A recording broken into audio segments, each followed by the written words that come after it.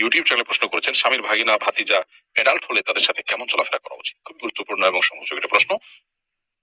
একজন নারীর জন্য, একজন মুসলিম মহিলার জন্য তার স্বামীর ভাগিনা কিংবা ভাতিজা তারা যদি প্রাপ্তবয়স্ক হন বা প্রাপ্তবয়স্ক আর কাছাকাছি হন, তাহলে তাদের সাথে পর্দার বিধান তার জন্য প্রযোজ্য হবে।